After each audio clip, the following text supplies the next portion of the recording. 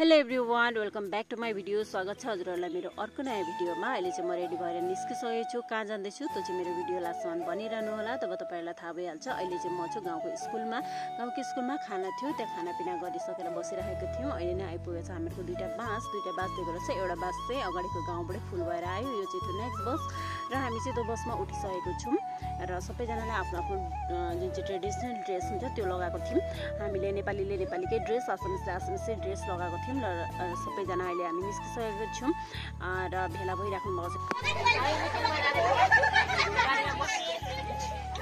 सो यहाँ चाहिँ हुनुहुन्छ हामीहरूको दिदी चाहिँ 5 वर्षदेखि कन्टिन्यू मेम्बरमा हुनुहुन्छ, गाउँको मेम्बरमा, र यो बार पनि उसले टिकट भेट्नु भएको छ र उसकै साथमा हामी चाहिँ जाँदैछौँ। हामीहरूको यहाँ मामा आउनुभएको थियो। मामा चाहिँ को भन्दाखेरि हामीहरूको सबैजनाको मामा हेमन्त मामा आउनुभएको थियो र उहाँलाई हेर्न भनेर हामी चाहिँ अहिले निस्किसकेको छौँ।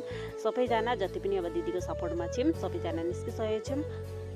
हामीहरूको आजको लोकेसन चाहिँ थियो टिङखाम हाई सेकेन्ड्री स्कुलमा र त्यहाँ चाहिँ पुग्नको लागि हामीहरूको यहाँबाट 1 घन्टा जस्तो लाग्छ र हामी चाहिँ अहिले सबैजना निस्किसकेको छौँ। बनिरहनु होला मेरो भिडियोमा।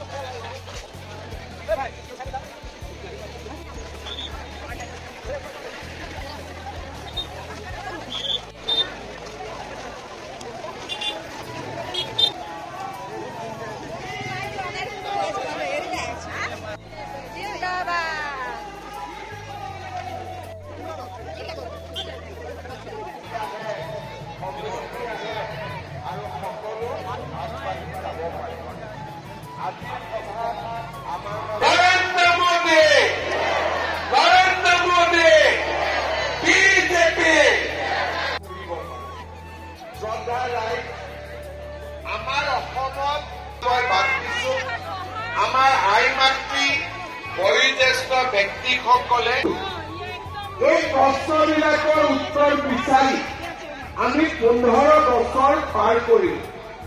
আমাৰ ৰাজ্যত বিজেপিৰ চৰকাৰ আহিলে আপোনালোকে মাত্ৰ কল্পনা কৰক, অৰুণাচল হাইৱে, মৰাণ নাহৰকটীয়া পথ, এয়া মাত্ৰ এক উদাহৰণ, অজস্ৰ উদাহৰণ আজি অসমৰ চাৰিওফালে সিঁচৰিত হৈ আছে।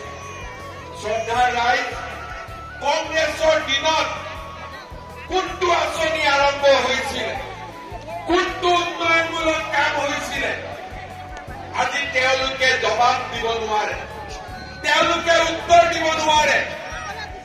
কংগ্ৰেছে 5টা কাম কৰিছিল অসমৰ কাৰণে, মই স্বীকাৰ কৰোঁ। কাৰণে মই কংগ্ৰেছ পাৰ্টিক কৈছো, হাতৰ চিন বাদ দিয়ক, লুঙিৰ চিনত ইলেকশ্যন ঠিক কৈছো না নাই? এনেও লুঙি ভাল পায়। আপোনালোকে কংগ্ৰেছৰ লিডাৰবিলাক আছে, নামাজ ইমান ধুনীয়াকৈ পঢ়ে, লাগিলে এনেকুৱা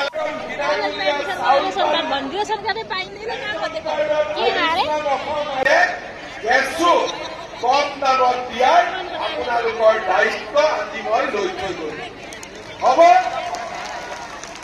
ইয়াৰ পিছত বিদ্যুৎ মইনা স্কিম কৰিছিলো। যোৱাবাৰ আমি আপোনালোকক কৈছিলো, ফৰ্ম দিছিলে, আপোনালোকে ফৰ্ম ফিল আপ কৰিলে, নামঘৰ বিচাৰিলে, নামঘৰ দিলো।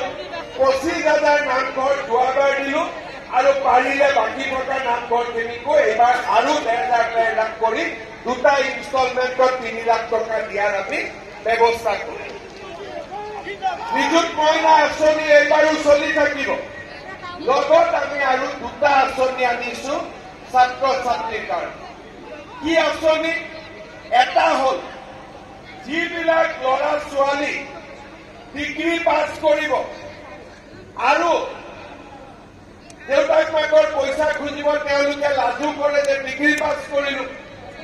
এইবাৰৰ পৰা অসমত ডিগ্ৰী পাছ কৰা ল'ৰা ছোৱালীয়ে যাতে ইণ্টাৰভিউ দিব পাৰে, গুৱাহাটীত গৈ পৰীক্ষা দিব পাৰে, শিক্ষাটো ভাল কৰি খৰচ কৰিলে আপোনালোকে 50,000 টকা পাব।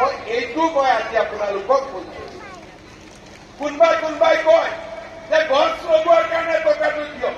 নহয়, এই টকাটো হৈছে যাতে আপোনালোকে লাখপতি বাইদেউ হ'ব পাৰে।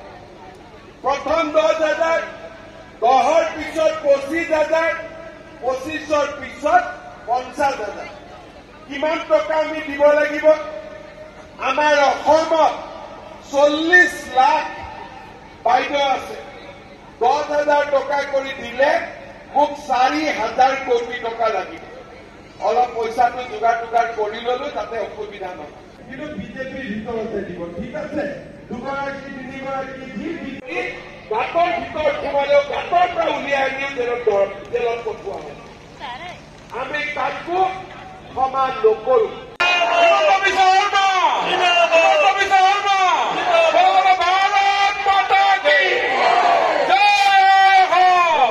हजुरहरूले सुनि नै हाल्नुभयो, मामाले के भन्नुभयो। अब ग्यासको दाम पनि कम हुन्छ अरे। यता हामीहरूको जुन चाहिँ आत्मसहायक गुट छ त्यो गुटमा 10,000 दिने कुरा छ। त्यो 10,000 चाहिँ जुलाईसम्म कम्प्लिट हुन्छ अरे र आउने वर्षहरूबाट पनि त्यसरी बढाउँदै जान्छु भनेर भन्नुभएको छ। अब हेरौँ कतिसम्मको साँचो हुन्छ, त्यो कुरा चाहिँ मलाई पनि थाहा छैन। र अहिले चाहिँ हामी निस्किसकेको छौँ घरतिर जान भनेर। यता मेरो हस्बेन्ड पनि आएको मौकामा ऊ पनि आउनुभएको थियो र म पनि फर्स्ट टाइमै हो अहिले आएको चाहिँ यसरी दिदीसँग भनेर। यति 5 सालमा चाहिँ फर्स्ट टाइमै हो है म आएको चाहिँ, र हस्बेन्ड पनि आउनुभएको थियो। र यहाँ हेर्नु न, मान्छेको भिड चाहिँ यति थियो भने खुट्टा हाल्ने त जग्गै थिएन मान्छे। अब यति भिड भडका पनि नहुन् कसरी, अब बिजेपी सरकारले नगरेको त भन्ने केही पनि छैन जस्तो लाग्छ मलाई। रास्ताघाट लिएर कतिपय गाउँहरूको कुना जग्गाहरूको कति डेभलप भएको छ अहिले र हरेक आसनीहरू पनि भेटिरहेका छन्। त्यसैले गर्दाखेरि पनि होला सायद बुढी मान्छेहरू यति नाच्दै गाउँदै बसिरहनु भएको थियो। हामीले चाहिँ हल्का बेकरीमा गएर स्विट्सहरू खाएर हामी चाहिँ अहिले निस्किसकेको छौँ जान भनेर। बासको वेट गरिरहेको थियौँ। बास चाहिँ बल्ल आयो र बास चाहिँ यति फुल भएर आएको थियो नि, बस्ने त जग्गै भेटिएन। सो हस्बेन्डले गाडी लिएर आउनुभएको थियो, हामी चाहिँ पछाडितिर बसेर गइरहेको छौँ। एकदमै रमाइलो लागिरहेको थियो र सबैजना यसरी जाँदा चाहिँ अलग्गै एउटा मजा लाग्ने। यतिखेर चाहिँ यति राम्रो भ्यू आइरहेको थियो भने नि। र हुन्छ त गाइस, आजको भिडियोमा यतिमा एन्ड गर्छु। आई होप तपाईँहरूलाई राम्रो लाग्यो भने लाइक सेयर कमेन्ट अनि मेरो युट्युब च्यानललाई सब्सक्राइब गर्न नबिर्सिनु होला। सो बाई, भोलि फेरि भेटौँला नेक्स्ट भ्लगमा।